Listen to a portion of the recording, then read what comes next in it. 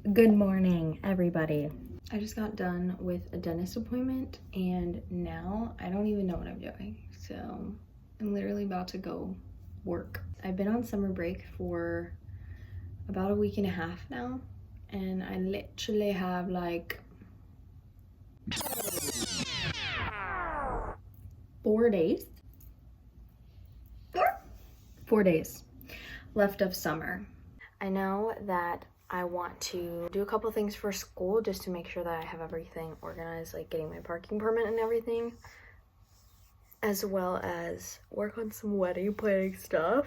If you don't know, I'm engaged. I just got engaged this April, so I'm super excited, and we're starting the wedding planning process. It took like 2 weeks of no wedding planning, which is probably one of the best things that we did together. Yes, I've of course pinned some things on Pinterest, but I don't have any preferences of date. I don't have any preferences of venue. I don't have all that planned out, and that's fine.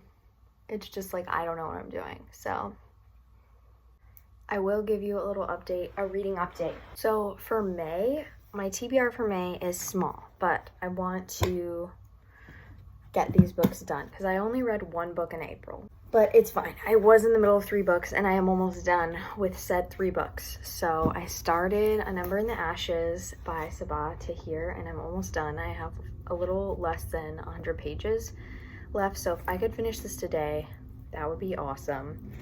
This book is phenomenal. It's great. I actually love it so much. I am surprised at how much I love it. I feel like lately all the fantasy books I've been reading have had a lot of exposition before, where they just kind of give us a lot of info dumping and then we start the story. This has been the complete opposite. I feel like we just jumped right in and I'm loving it. I'm loving the chase of the story. I'm interested. Then I'm buddy reading this Wings of Starlight by Allison Saft with my reading buddy, and we have also less than 100 pages. I'm loving it. It's very low stakes, so it feels more like a cozy fantasy, which is exactly what I think the vibe she was going for. I am about halfway through Gilded by Christina Farley, and I actually met this author and her writing is really good, but I definitely feel like I'm probably not going to continue the series.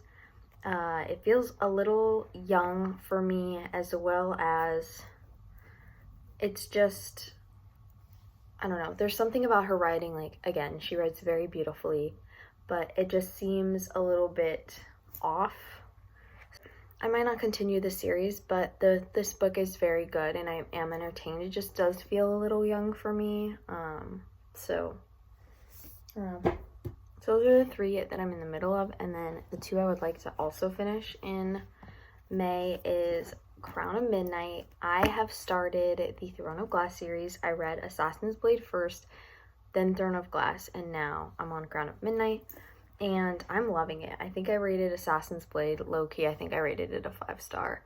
That book sold me, and Throne of Glass, I honestly think I rated 3 or something. I don't know. Throne of Glass was still good, but I'm glad I went with Assassin's Blade first because that sucker drew me in so quick. And then I was a little disappointed with Throne of Glass. Don't get me wrong, Sarah J. Maas's writing is phenomenal. The way she writes words on paper is insane. I don't know how she does it. Just every single word has a purpose and everything is spoken with such intent that I don't know. I don't know how to describe it. I don't know. But I loved Assassin's Blade. And yeah, I've been taking it slow. I'm hoping to get it done this year, but again, I am on the 3rd book. There's 8 books in the series, and I am excited, but I'm a little nervous because this is the last short one in the series, and then we get into really thick books. So I would like to read this. And then Sarah Adams came out with a new book recently. I think she came out with this in February. Anyway, I've never read anything from Sarah Adams before, I believe, and I don't know, this book looked interesting. It looked cute. I think it's about 2 school teachers, and for some reason that was just adorable to me, and so I picked this up, but I would like to read some of her other books. That is my May TBR, subject to change, subject to not finish, but you know, we've set more realistic goals. I don't think you're supposed to have caffeine past 3 p.m. It's 2:54.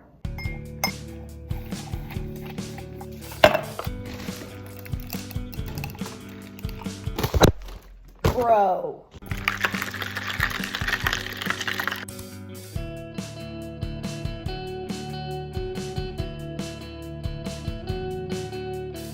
It's much later in the evening. I've spent the evening doing a bunch of different things.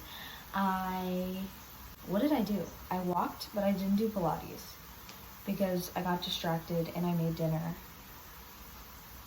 which was delicious, by the way. A spontaneous moment. Tried on my mom's wedding dress, which was super cool and super fun to like experience. She gifted me this like wedding planner, like scrapbook thing. Like me and her are very much paper girls. Like I still use a paper calendar. So, I mean, we're using an online platform, but like also I like to have it physically in my hand. We get in the shower and wash my hair because it's been too long. I'm gonna start a new book. I finished An Ember in the Ashes. So you will be seeing a video on that later. But I rated it a 4-star. It was very good. Excited for the second book. Start Beg, Borrow, or Steal by Sarah Adams because I really am wanting a little romance book.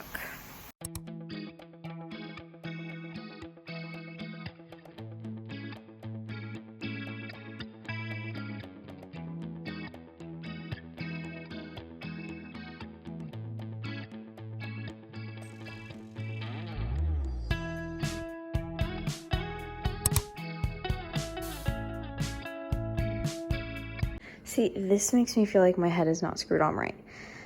I took all of this out of the dishwasher, put it on here, and then got down to the bottom and was working on that. And then I look back and I'm like, where all these dishes come from? I literally took them out of the dishwasher. Today, something ain't right with my brain. I think I might be having heartburn. Or I like burnt this matcha. Back to the dishes. I will give, I think it's fair for me to give a little update on Beg, Borrow, or Steal by Sarah Adams. I am almost 20% through the book now, and when I started it, I was hesitant. I don't think I fell in love with her writing at first, solely because it's very like tell and not show. Especially in the beginning, like the first couple of chapters were a little rough, but I don't know what happened in chapter 6, I think it was. I was actually seeing personality traits that had been told already actually being sought out. And it's also interesting because they pushed so hard in the first couple of chapters for these two to be arch nemesis. We have Jackson Bennett and Emily, I don't know what her last name is, Walker. Emily Walker. And they despise each other for a dumb reason. I'm not even gonna lie, like the reasoning is so dumb. I don't understand it. I don't understand why they're beefing so hard as second grade teachers. Like it really doesn't make sense to me. And I feel like they're trying to push enemies to lovers so hard, and that's just not really something I feel like you can do very well in a romance novel unless you're actually enemies. Like when I think of enemies, I'm like thinking fantasy, different sides of the whatever, but still like in the end you're not really, and I don't know, it's just confusing, and it's definitely interesting seeing it in a romance book so adamantly, and I don't know, I'm just not like in love with that, but I do think it's cute. I love the little small town vibes. I'm still gonna read it on, but I think Jack and Emily are both very petty, and it's just like have a civil conversation like adults. But there are some things that both of them have said that I have underlined, I have highlighted, which is weird because I wasn't planning on doing that. But here we are. What? You always You're beet red, Nora. The vibe is not that. No. Nora was out in the sun all day, so that's why she's beet red. You look so red on camera. Like it doesn't look that bad in real life. Like you look more tan. Beet red. Oh, look at my pimple patch. Psych. Nora and I are going to meet up our bestie. You wanna hit the squirrel?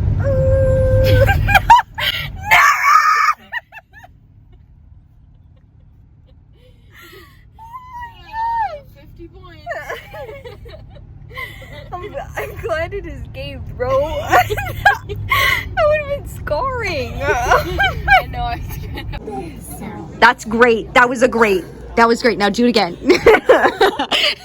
I'm gonna do it from a different angle.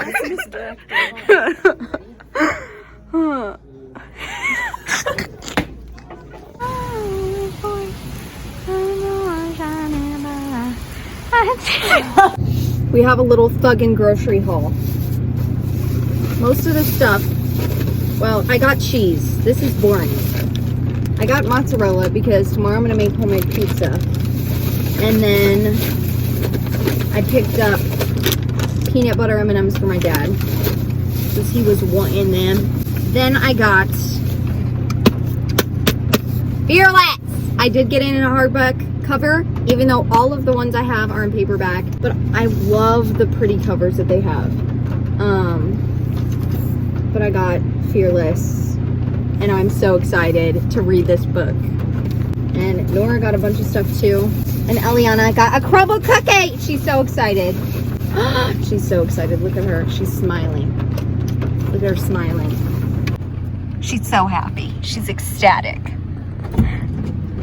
David got a knife from 511. 511. I can't put that in there. I know, you're gonna get the know. You remember that one video you were in? What was that video? I'll have to find it, but I remember us going shopping. Yeah. And you said so much stuff I had to cut out. It weren't even that bad, it was just things that shouldn't have been there.